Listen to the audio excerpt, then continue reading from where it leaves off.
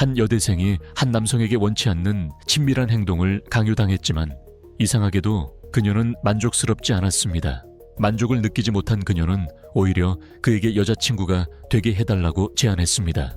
운명적인 그 밤 이후 여대생은 경찰에 신고하지 않았고 오히려 자신에게 부적절한 행동을 한 남성과 함께 살기 시작했습니다. 농담처럼 들리는 이 이야기는 실제로 중국에서 일어난 일이며 이 커플에게 앞으로 어떤 일이 벌어질까요? 결국 그녀는 그 남성을 고소했을까요? 이 사건을 보기 전에 좋아요를 누르고 채널을 구독하여 가장 흥미로운 이야기들을 계속 받아보시기 바랍니다. 이 사건은 2022년 2월경 중국 장시성에서 발생했습니다. 주인공은 정이라는 이름의 30세 남성입니다. 그는 키가 크고 피부가 검으며 얼굴이 거칠고 별로 호감이 가지 않았습니다. 결혼할 나이가 되었지만 정은 여전히 독신으로 살았고 여자친구도 없었습니다. 과거에 그는 몇 번 연애를 해본 적이 있지만 모두 짧고 결과가 없었습니다. 여러 해 동안 정은 여자친구 없이 지냈고 항상 공허함과 답답함을 느꼈습니다. 가끔 그는 다른 여성들과 친해지려 시도했지만 대부분은 단호하게 거절당했습니다. 이 여성들은 대부분 학벌이 높고 직업이 안정적이며 외모가 반듯한 남성에게 끌렸고 이는 정과는 정반대였습니다. 연애를 떠나 성격 면에서도 정은 활발하지 않았고 다소 게으르며 일보다는 노는 것을 더 좋아했습니다. 이런 이유로 근처의 여성들은 그를 꺼려하며 친해지기를 원하지 않았습니다. 생계를 위해 정은 지역 주택가에 상업거리에서 작은 가게를 열었습니다. 일은 그다지 바쁘지 않았고 수입도 하루하루 겨우 살아갈 정도였습니다. 퇴근 후 그는 주로 친한 친구들과 어울려 술을 마시고 수다를 떨며 스트레스를 풀었습니다. 정의 친구들은 모두 또래로 목표 없이 살았으며 매일같이 술을 마시는 것을 일상처럼 여겼습니다. 어느 날 밤 정은 친구들과 함께 아는 사람의 식당에서 술자리를 가졌습니다. 술을 마시던 중 그는 우연히 옆 테이블에 앉아있는 여대생 무리를 보게 되었습니다. 그들의 복장과 말투를 보아 근처 대학교의 학생임을 쉽게 알 수 있었습니다. 4명의 여학생 중에서 정은 특히 자오라는 성을 가진 한 여자에게 끌렸습니다. 그녀는 체구가 작고 얼굴이 예쁘며 큰 눈, 하얗고 부드러운 피부, 그리고 매력적인 미소를 가지고 있었습니다. 자오에게서는 순수함과 함께 생기발랄함이 느껴졌으며 이는 정이 늘 꿈꿔오던 이상형과 정확히 일치했습니다. 그는 이 여자를 처음 본 순간 사랑에 빠진 듯 했습니다. 하지만 나이, 환경, 학력, 외모의 차이를 인식한 정은 감히 다가가 말을 걸지 못했습니다. 식사 내내 그는 말없이 멀리서 그녀를 바라보기만 했습니다. 집으로 돌아간 후에도 자오의 모습이 머릿속을 맴돌며 말을 걸지 못한 것을 아쉬워했습니다. 일주일 후 마치 운명처럼 정은 친구들과 다시 그 식당을 찾아 술자리를 가졌습니다. 뜻밖에도 자오를 포함한 여대생 무리가 그곳에 또 있었습니다. 이것이 하늘의 뜻이라고 생각한 정은 이번 기회를 놓치지 않기로 결심했습니다. 그는 친구들에게 옆 테이블의 여자가 마음에 든다고 털어놓았고 친구들은 정이 접근할 수 있도록 계획을 세웠습니다. 정의 친구들은 자오의 친구들에게 다가가 인사를 나누고 건배를 하며 교류하기 시작했습니다. 분위기가 점점 친근해지자 정도 술자리에 합류하여 여자들에게 술을 권했습니다. 몇 차례 건배가 오가며 분위기는 한층 활기차졌습니다. 일부 여자들은 술에 많이 취해 남자친구를 불러 데려가게 하거나 택시를 타고 귀가했습니다.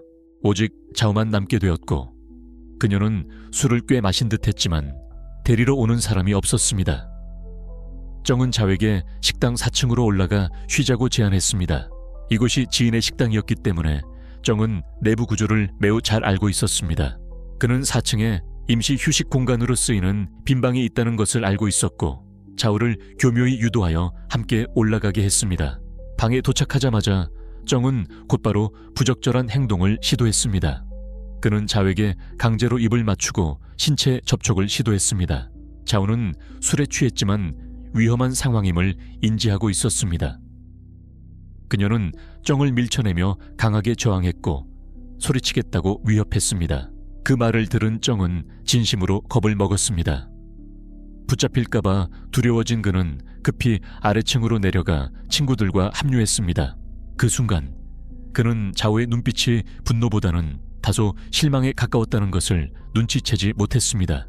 자오는 다소 개방적인 성격의 여자로 보이며 정을 위협하려 일부러 반항한 척했지만 마음속으로는 이미 그에게 호감을 느끼고 있었던 것 같습니다.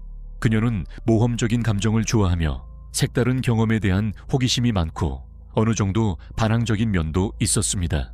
정의 공격이 끝까지 이어지지 않은 것이 그녀에게는 불쾌한 일이었습니다. 논리적으로 보면 정의 행동은 불법의 소지가 있었습니다. 하지만 자오는 그 후 경찰에 신고하지 않았습니다. 물론 그 이후 벌어지는 일들은 더 흥미진진했습니다. 이야기는 다음 편에서 더 많은 반전과 함께 이어집니다. 식당 사건이 있고 나서 사흘 후인 2월 7일, 운명의 장난처럼 정과 자오는 다시 그 식당에서 우연히 마주쳤습니다.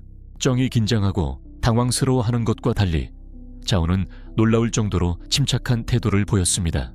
그녀는 두 사람 사이에 일어났던 일을 전혀 언급하지 않고 마치 오랜 친구를 만나듯 정에게 인사를 건넸습니다. 그날 저녁, 자오는 다시 술을 꽤 많이 마셨고 매우 즐겁게 대화를 나누며 전혀 경계심을 보이지 않았습니다. 술에 취한 자오는 스스로 정에게 데려다 달라고 했습니다. 흔치 않은 기회를 앞에 두고 정은 망설이지 않고 그녀를 근처의 여관으로 데려갔습니다. 그곳에서 자오는 약간의 저항을 보였지만 그것이 아주 강한 거부는 아니었습니다. 정이 점점 다가서자 결국 모든 것이 한계를 넘고 말았습니다. 일이 끝난 후 정은 술의 영향으로 부적절한 행동을 했다는 사실에 약간 혼란스러운 상태로 깨어났습니다. 여자가 경찰에 신고할까봐 두려워진 그는 급히 일어나 옷을 입으려 했지만 자오가 그를 불러 세웠습니다. 그러나 정이 모든 일이 끝났다고 생각하던 순간 자오는 뜻밖에도 한 번 더 하고 싶다고 먼저 말했습니다. 정은 놀라서 자신의 귀를 의심했고 자오에게 다시 한번 말해달라고 부탁했습니다. 자오가 먼저 다시 하자고 말하자 정은 놀람과 혼란이 뒤섞였고 젊은 여자의 이상한 이끌림 앞에서 그는 도저히 저항할 수 없었습니다. 그날 밤 두 사람은 여관에 머물며 밤새 즐겁게 시간을 보냈습니다. 다음 날 아침 정을 더욱 놀라게 한 것은 자오의 태도였습니다. 그녀는 화를 내거나 협박하거나 경찰에 신고하지 않았고 오히려 정에게 정식으로 사귀자고 제안했습니다. 정은 멍해졌고 이런 일이 자신에게 일어난 것이 처음이라 놀랐습니다.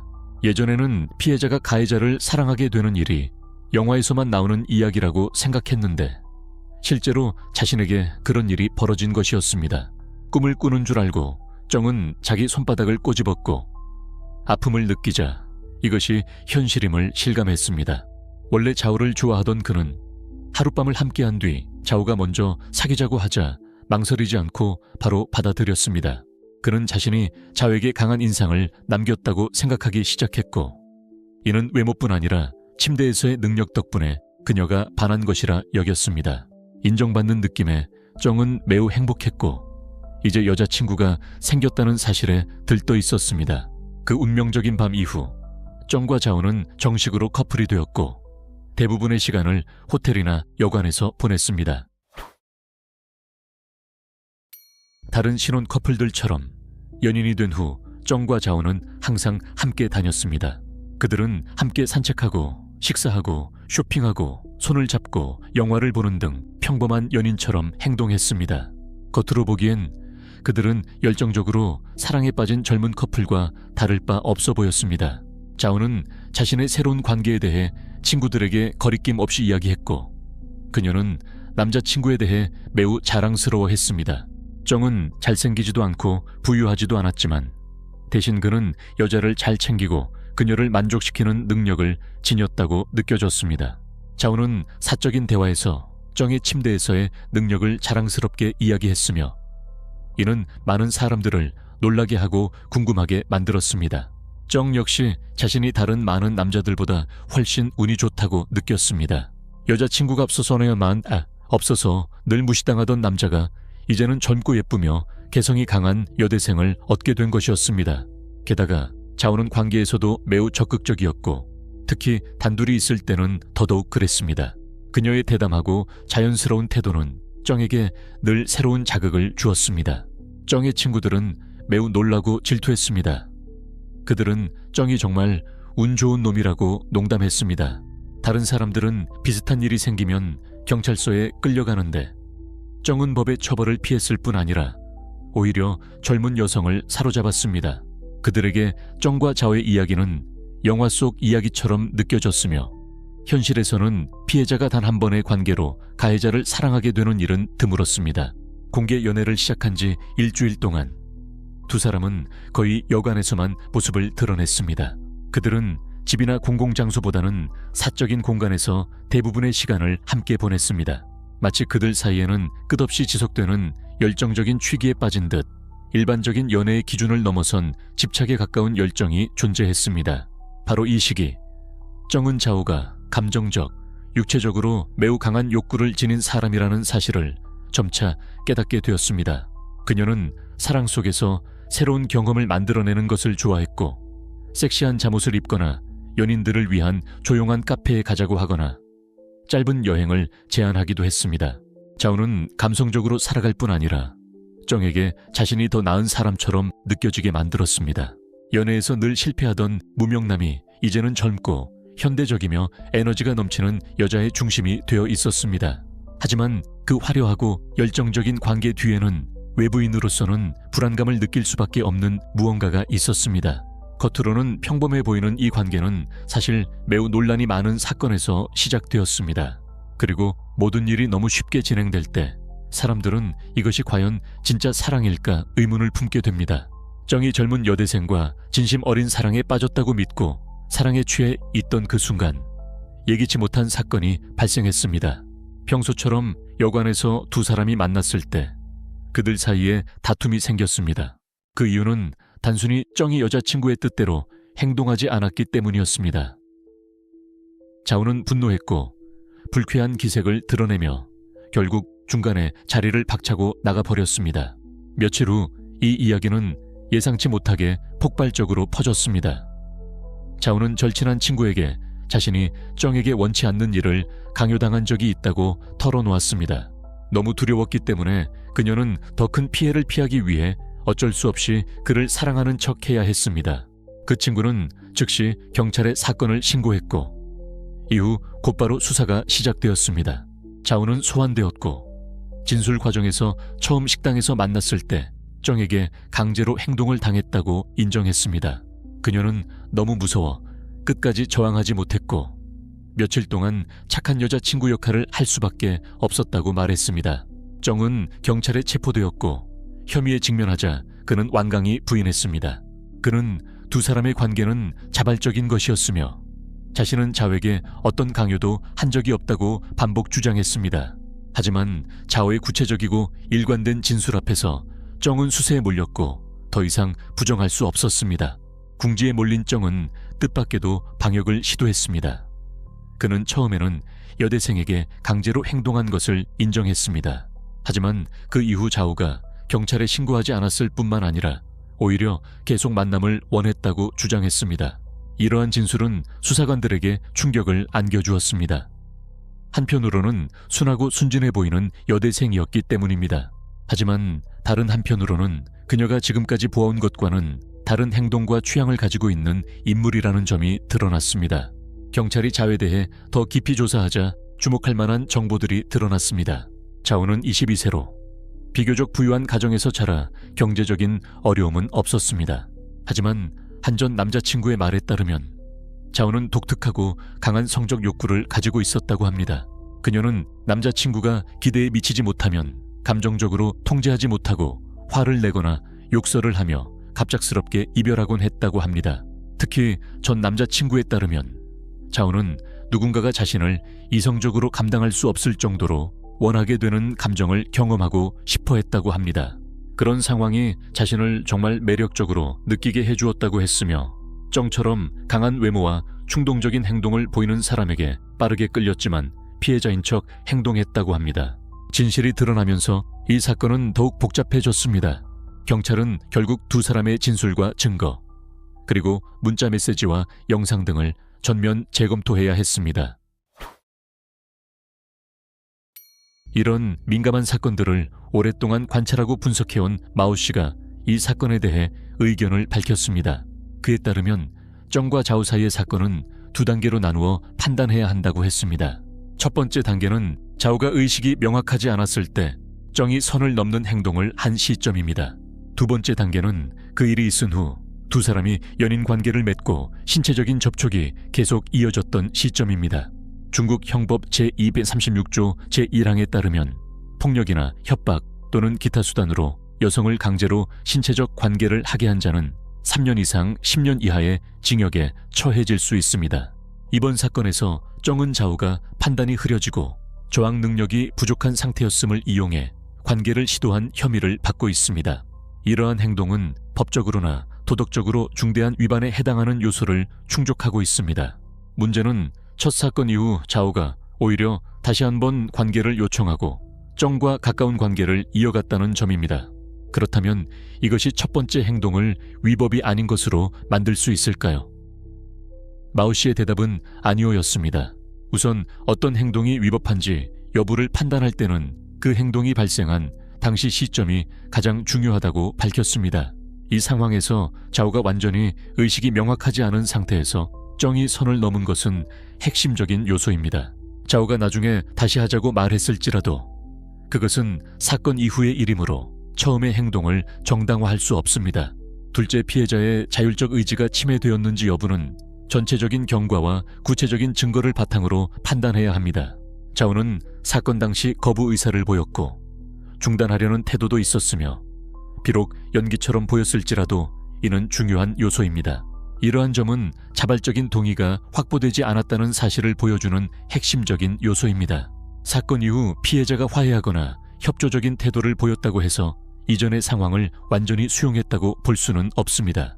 때로는 침묵, 양보, 심지어 관계를 지속하는 것조차도 두려움, 내면의 갈등 또는 정신적 충격에 대한 자기 방어적 반응일 수 있습니다. 따라서 이후의 행동들만으로는 앞서 발생한 위법성을 지우기에 충분하지 않습니다. 결론적으로 마오 씨의 관점에 따르면 좌우가 나중에 자발적으로 관계를 유지했다 하더라도 좌우가 자기 자신을 지킬 수 없는 상태에서 정이 선을 넘은 사실은 변하지 않습니다. 따라서 정의 행동은 법적으로도 엄정하게 검토되어야 하며 책임에서 면제될 수 없습니다. 정은 법적 책임을 져야 하며 개인의 자유를 침해한 행위로 인해 형사 처벌을 받을 수 있습니다. 다시 말해 사건 이후 좌우가 진심으로 정의 여자친구가 되기를 원했다 하더라도 정이 법을 위반했다는 사실은 사라지지 않습니다. 누군가가 사건을 신고하기만 해도 정의 행동은 수사 및 처벌 대상이 될 수밖에 없습니다.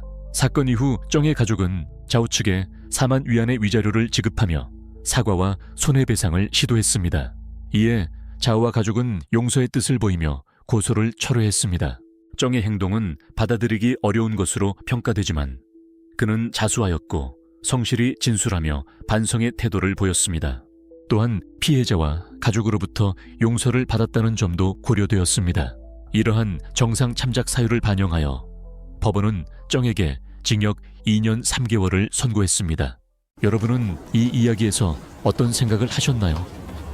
영상 아래 댓글로 의견을 남겨주세요. 그리고 다음 흥미롭고 특별한 이야기들을 놓치지 않도록 구독 버튼을 눌러주세요. 여러분의 응원이 저희에게는 더 많은 새롭고 매력적인 이야기를 전달하는 원동력이 됩니다. 시청해 주셔서 감사합니다. 다음 영상에서 또 뵙겠습니다.